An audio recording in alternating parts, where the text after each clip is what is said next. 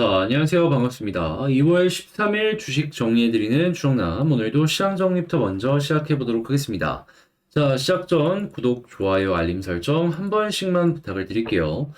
일단 제일 먼저 2월 13일 뉴욕 증시는 이 CPI 발표를 앞두고 단기 기대 인플레이션이 다시 반등한 가운데 혼조세로 장을 마감하였습니다. 지금 2월달 소비자 심리지수가 66.4를 기록을 해가지고 전월 64.9에서 대략 한 1.5 정도 상승했는데 이는 시장 전망치인 65.1보다도 상회하는 수치이며 향후 1년 단기 기대 인플레이션은 중간값 기준으로 4.2%로 전월의 3.9보다 상승하는 모습이 보여졌습니다. 그러다 보니까 인플레이션 우려가 계속해서 이어지는 모습이 보여지고 있는데 이 상황 속에서 페드의 고위 인사들 역시도 매파적인 발언을 지속하고 있습니다. 크리스토퍼 윌러 페드 이사는 1월 고용지표는 견고했고 이는 인플레이션 상승 압력을 유지할 소비자 지출을 촉진할 수 있다며 결과적으로 이 연준은 지금의 움직임을 유지할 필요가 있다라고 밝혔습니다. 이어 노력에 따른 성과를 보고는 있지만 아직 갈 길 멀다라고 언급을 했는데 이 공통적으로 이 금리를 계속해서 올리든가 고금리를 유지할 가능성이 높다. 이런 식으로 볼 수 있겠죠. 그리하여 현재 이 페드가 오는 3월에 기준금리를 25bp 인상할 가능성은 90.8%로 거의 이제 과반 이상이다라고 보시면 되고 5월달 25bp 인상할 가능성이 지금 74.8로 점점 이 조금씩 이 5월달에도 한 번 더 올릴 가능성이 높아지고 있다라고 할 수 있겠습니다. 그래도 맥시멈 5.25 이상이 아직은 이야기가 나오고 있지 않기 때문에 여기를 일단은 최우선적으로 보는 게 올바른 선택이다라고 할 수 있겠죠. 그러면 좀 더 디테일한 내용을 위해서 뉴스들 하나씩 살펴보도록 할게요. 일단 제일 먼저 필라델피아 연은 올해 미국 경제의 높은 성장, 강한 노동시장을 예상한다. 이런 얘기들이 나오고 있습니다. 자연스럽게 지금도 완전 고용에 가까운 상황이 보여지고 있기 때문에 이러한 부분이 이어진다. 미국이 금리 인상을 진행하는 데 있어서 탄탄한 뒷받침이 있다 보니까 망설임 없이 할 수 있다. 이렇게 이야기가 나올 수 있겠죠. 거기다가 인플레까지 계속 올라가는 모습이 보여지고 지금 소비 지출을 딱 봤더니 돈을 많이 쓰는 걸 봐서는 아직 심리도 꺾인 게 아니다. 그러면 이거는 이제 금리 인상을 이번에는 거의 확실하고 이 5월 달에도 어느 정도 얘기가 확실하게 나오지 않을까 생각이 듭니다. 그리고 이 가능성이 높은 게 뭐냐 하면 지금 이 인플레 쪽에 영향을 가장 많이 주고 있는 것 중에 하나가 이 에너지 쪽인데 러시아 쪽이 변동성을 시장에 계속해서 주고 있습니다. 지금만 하더라도 감산한다는 소식이 들려오면서 이 단기적인 반등이 나왔잖아요. 이런 것들이 계속 이어질 가능성이 높다라는 것이죠. 하지만 우리가 그나마 기대를 할 수 있는 게 뭐냐 하면 지금 바이든 대통령이 조금 있으면 다시 선거를 위해서 움직이기 시작하거든요. 그런데 지금 인플레 관련해가지고 금리 인상을 계속 올린다라고 하지만 일정 이상 필요 이상으로 올리는 부분에 있어서는 바이든 대통령이 이 부분을 견제한다라고 했습니다. 뭔 소리냐. 금리가 큰 영향을 하니까 내가 이제 선거에서 이기기 위해서 요거를 막겠다라는 어느 정도 간접적인 의지의 표현이다라고 볼 수 있는 겁니다.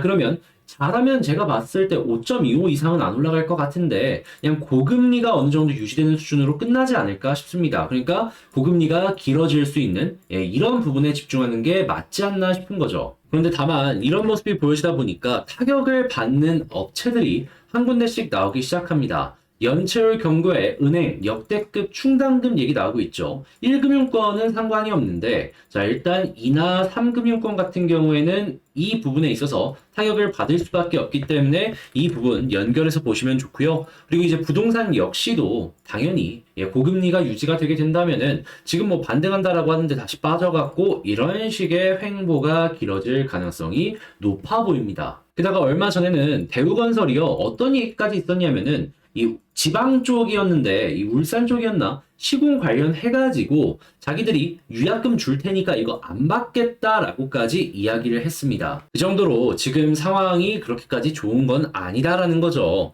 그리고 당연히 이 부동산이 안 좋은 모습을 보여주게 된다면은 자연스럽게 내구재라고 볼 수 있는 가구부터 시작을 해가지고 전자제품 판매가 줄어들 수밖에 없겠죠. 그래서 이쪽 섹터도 지금 실망스러운 모습이 연결되고 있다라고 볼 수 있고요. 고금리 때문에 자동차 판매 역시 줄어들 수밖에 없을 겁니다. 지금 뭐 할부금리 같은 것들을 보게 된다면은 뭐 10%는 요즘에는 기본이더라고요. 자, 그러다 보니까 이러한 부분이 어쩔 수 없이 시장에 영향을 주고 있다라고 생각하시면 될 것 같네요. 그리고 이 흐름은 한국 역시 마찬가지로 영향을 받을 수밖에 없겠죠. 특히나 지금 현대나 기아 보면은 자동차 가격이 엄청나게 올라갔죠. 자, 그랬을 때 심리적으로 이 불안함을 줄 수밖에 없는 가격대 자동차들이 몇 개 있고 이게 영업이익에 타격으로 연결이 될 수도 있다라는 겁니다. 자, 근데 원자재라고 볼 수 있는 철광석 가격이 올라간다. 이거는 현대 입장에서도 확실하게 안 좋을 수도 있다라고 볼 수 있겠죠. 원가율이 높아진다라는 거니까. 자, 그래서 자동차 부품 쪽 같은 경우에는 조심해서 봐야 될 필요가 있겠습니다. 자, 근데 다만 이렇게 안 좋은 섹터가 있다면 좋은 섹터는 여전한데, 자, 2차 전지 여전히 좋고요. 그리고 역대급 투자에 대한 얘기가 있기 때문에 2차 전지 생산 장비에 대한 수요는 증가를 할 거고, 당연히 꾸준한 소비가 연결이 되는 이 원자재 가격 역시도 같이 반등할 가능성이 높을 겁니다. 자, 그리고 전고체 배터리 관련된 내용도 나오니까 이것도 한번 보시면 좋고요. 이 건설 같은 경우에는 아파트는 힘들지만 해외 수주 급증 관련 내용으로 수혜를 받는 몇몇 기업들이 있다 보니까 여기는 이 주택 쪽에만 몰빵한 기업들이랑은 약간 다르게 생각을 하시면 좋을 것 같습니다. 자, 그리고 원전 관련해서도 SMR 관련돼 갖고 본격적으로 이야기가 나오고 있기 때문에 이쪽도 여러분들 집중해서 보시면 좋을 것 같고요. 자, 그리고 지금 카카오를 시작으로 이 행동주의 펀드들의 이런 움직임들이 상당히 많이 보여지고 있습니다. 자, 그러면 이것도 이제 하나의 테마로 만들어진다라고 볼 수 있는데, 자, 이제 막 시작을 한다라고 했을 때보다 보통 다 올라가는 모습을 많이 보여주고 있기 때문에 딱 얘기 나올 때 들어가면은 약간 흔들림은 있을 수 있겠지만 이렇게 올라가는 거 생각한다라고 하면서 좀 장기적으로 볼 수도 있겠죠. 그래서 이러한 식의 이야기까지 한번 보셔라라고 말씀드리면서 자, 쭉 정리를 마쳐봤습니다. 자, 방금 말씀드린 내용들 같은 경우에는 제가 장 시작 전에 여러분들께 이거 편하게 보실 수 있도록 시장 정리 올려드리고 있으니까 같이 한번 보고 싶다라고 생각하시는 분들은 영상 소개란에 있는 텔레그램 링크를 클릭하시고 입장해 주시면 되겠고요. 자, 제 이러한 이 시장 정리가 도움이 되었다면 구독, 좋아요, 알림 설정 한 번씩만 부탁을 드리면서 개별 종목 보도록 하겠습니다. 자, 제가 이번에 가지고 온 종목은 두산 에너빌리티를 가지고 왔습니다. 일단 에너빌리티 오늘 같은 시장에서도 약간이나마 반등이 시도가 됐었죠. 자, 저는 이런 모습을 이 두산이 끼가 있는 모습의 증거라고 생각을 하고 있는데 이 반등 가능성도 어느 정도 올라온다라고 연결해서 볼 수 있잖아요. 그랬을 때 핵심으로 볼 수 있는 포인트가 뭐가 있는지 하나씩 살펴보도록 하겠습니다. 자, 구독, 좋아요 안 눌러주신 분들은 한 번씩만 부탁을 드릴게요. 자, 일단 지금 이 두산이 올라갈 수 있었던 이 호재들 여러 개를 쫙 나열했을 때 이 가장 좀 돋보였다라는 게 생각이 드는 게 뭐가 있었나요? SMR. 무조건 손꼽힐 수밖에 없었죠. 자, 그런데 이 SMR 전용 공장을 본격적으로 짓기 시작한다라는 내용이 나오기 시작했습니다. 물론 완공까지는 시간이 조금 남았다라고 볼 수 있겠지만 그래도 여기서 전용 공장을 짓는다라는 거는 야, 이거 수주 물량 들어오는 게 얼마 안 남은 것 아닌가? 라는 생각을 시장에 주게 만들 수 있겠죠. 이게 돈이 되니까 투자를 굉장히 많이 한다라고 볼 수 있는 거니까요. 그리고 여기서 조금 더 확장을 해서 생각을 한다면 SMR이 본격적으로 상용화까지 얼마 안 남았구나라고도 기대를 하면서 보기가 좋을 것 같습니다. 자, 그러면 상용화되고 계속해서 물량 들어오고 수주 받는 대로 찍어가지고 판매하면은 매출이 어떻게 될까요? 에너빌리티 성장하는데 아주 큰 영향을 줄 수 있겠죠. 자, 근데 여기서 끝이라고 보시면 안 됩니다. 왜냐하면 원전 지으면은 기본적으로 전기가 남아도는 시간대가 있단 말이에요. 자, 그래서 계속 같이 나오는 이야기. 수소 생태계가 급격하게 발전할 가능성이 높다는 얘기가 나오고 있습니다. 자, 그러면 수소 관련된 기술들도 많이 갖고 있기 때문에 그쪽 섹터에서의 매출 증가? 이것도 기대를 할 수가 있겠죠. 전 세계 탑티어 중에 하나이기 때문에 이 호재는 굉장히 극적으로 다가올 가능성이 높다라고 생각할 수 있겠습니다. 거기다가 이쪽이 커지면 해상 풍력에 대한 이야기도 자연스럽게 올라올 것이고, 그리고 중간 단계라고 볼 수 있는 가스터빈 관련된 이야기들도 꾸준하게 나올 것이고요. 자, 그랬을 때 시간은 조금 걸릴 수 있겠지만 지금 흐름 자체는 매우 긍정적이다. 오늘의 이 뉴스를 평가할 수가 있겠습니다. 자, 그러면 수급이랑 이 하나씩 차트적인 부분들도 분석을 해보자면, 자, 일단 이때 딱 보면은 뭐 기관이 좀 많이 팔긴 했지만 외국인의 매도세는 점점 멈춰지고 있다라는 걸 확인을 할 수가 있습니다. 자, 그런데 오늘 같은 경우에는 조금이지만 매수세도 보여주려고 하고 있죠. 자, 그러면 이게 플러스로 많이 연결이 된다면 어떻게 될까요?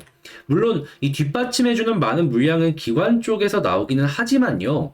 이 두산 에너빌리티의 상승의 이 흐름의 역사를 보면은 이 외국인이 들어왔을 때 본격적인 시작이 나온 경우가 상당히 많았습니다. 그러면 여기서 플러스가 나오게 된다면 단기적인 반등 얼마 안 남은 거 아닌가? 이렇게 생각을 해보기도 좋을 것 같아요. 물론 이게 하루 매수하고 끝이 아니라 며칠 정도는 이렇게 이어져야 될 필요가 있기는 하겠죠. 안 나오는 것보다는 이렇게 나오는 게 상당히 긍정적이다라고 볼 수 있기 때문에 요거 빨간불 계속 나오는지 이거 최우선적으로 보시면 좋을 것 같고요. 자, 그런 다음에 이제 차트를 봐야 되는데 이 지지라인적인 부분이 일봉에서는 많이 깨져가지고 잘 안 보인단 말이에요. 물론 이런 식으로 추세 라인을 그어봐도 되겠지만 쉽게 보는 거 알려드리겠습니다. 주봉을 키세요. 그러면 뭐가 보인다? 20주선이 바로 아래에서 이렇게 지지해주는 모습을 확실하게 볼 수가 있고, 월봉을 놓고 본다라고 하더라도 바로 아래 지지라인이 이렇게 있는 걸 확인할 수 있다. 자, 그러면 현재 위치에서 여기가 확실한 지지라인인데 이탈하면은 그 아래쪽에는 정말 가격적인 부분밖에 없기 때문에 조금 더 빠질 가능성이 존재한다는 점 감안을 하면서 살펴봐야 되겠죠. 근데 만약에 지켜준다면 어떻게 될까요? 자, 그랬을 때 여기서 디테일이 나옵니다. 어떤 걸 우리가 여기서 주목을 해야 되냐면, 자, 바로 머리 위쪽에 이평선들이 많이 몰려있죠. 근데 그 중에서도 우리가 주목을 해야 되는 건 21선입니다. 왜 21선을 주목해서 봐야 되는지 말씀드리자면, 자, 일단 21선이 한 달 평균이기도 하고요. 그리고 과거를 놓고 봤을 때 볼린저 하단을 찍고 21선을 돌파함보다 볼린저 상단까지 가는 경우가 상당히 많이 보여지곤 한다. 그러면 여기를 딱 뚫고 찍고 위를 돌파하면 어디까지 갈 가능성이 높다? 여기까지 갈 가능성이 상당히 높아 보인다. 근데 야, 여기까지 간다라고 했을 때 아래에 있는 이평선까지 전부 돌파를 성공하네요. 그러면 힘이 상당히 많이 실리는 겁니다. 그럼 단순하게 여기만 찍고 끝나는 게 아니라, 자, 이런 식으로 조금 더 올라갔을 때 241선이나 481선까지 이렇게 추가적으로 더 올라갈 가능성이 여전히 존재를 한다라는 거예요. 자, 그랬을 때 여기 이평선 어디가 저항인지 고르는 법, 요거 알려드리자면 일단 딱 봅니다. 딱 닿아야 여기까지 도착합니다. 그랬을 때 수급을 보는 겁니다. 그때 이제 어떤 걸 봐야 되냐면 그동안 매수를 통해서 이제 가격을 상승시켜주는 이 주력들이 있을 거 아니에요. 얘네들이 매도를 하면은 거기가 저항 라인이고, 매도 없다? 다음 거 보시면 됩니다. 추가적으로 더 올라갈 가능성 보여질 테니까. 그래서 요 수급과 차트의 도착, 요걸 같이 보시면 되겠고요. 만약에 여기 둘 다 뚫어주는 모습이 보여지게 된다? 그럼 2만원까지 한번 노려보시면 좋을 것 같습니다. 근데 왜 2만원이냐? 여기에 매물 상당히 많거든요. 그 이야기는 뭐냐 하면 물려있는 개미들이 상당히 많다라는 겁니다. 자, 그랬을 때 특징 하나 있잖아요. 본전까지 왔다? 지금 팔아야겠다. 요 심리가 구체적으로 작용할 가능성이 높아진다라는 거죠. 그래서 요 2만원 아래까지만 한번 노려보면 좋아 보인다라는 겁니다. 자, 이렇게 해서 쭉 한번 봤는데 총정리 한 번만 해보고 끝내도록 하면은, 일단 첫 번째, 호재 관련해서 나오는 내용들 같은 경우에는 매우 긍정적인 내용이 많다 보니까 걱정할 필요가 없다. 자, 그리고 두 번째, 수급을 봤을 때 지금 외국인 쪽에서 조금씩 들어와주는 모습이 보여지고 있는데 아직 확실한 건 없기 때문에 한 2에서 3일 정도 연결될 때까지는 조금 숨고르기를 하면서 차근차근 봐야 된다. 자, 그리고 세 번째, 지지라인 같은 경우에는 일봉 말고 주봉과 월봉 사이에 아까 제가 말씀드린 뭐 20주선이나 아니면 5개월선 디테일 보시면 될 것 같고요. 그리고 네 번째, 올라가는 모습이 보여졌을 때 21선 돌파하면 일단 볼린저 밴드 상단이고, 그리고 힘이 좋은 모습을 보여줄 가능성이 높기 때문에 241선 혹은 481선까지는 일단 1차적으로 노려보자. 그리고 여기를 뚫었을 때 2만원인데 일단 이런 식으로만 짧게 보시면 여러분들 애너빌리티를 보시는데 지금 핵심 내용에 대해서만큼은 확실하게 인지를 하시면서 진행을 하실 수가 있을 것 같습니다. 몇몇은 중복이 되지만 좀 바뀐 부분들, 디테일적인 부분들 제가 다시 한번 말씀을 드렸는데 이게 여러분들께 도움이 되었으면 좋겠고요. 도움이 되었으면 하는 바람으로 열심히 준비한 만큼 여러분들 잊지 마시고 구독, 좋아요, 알림 설정 한 번씩만 부탁을 드리겠습니다. 그리고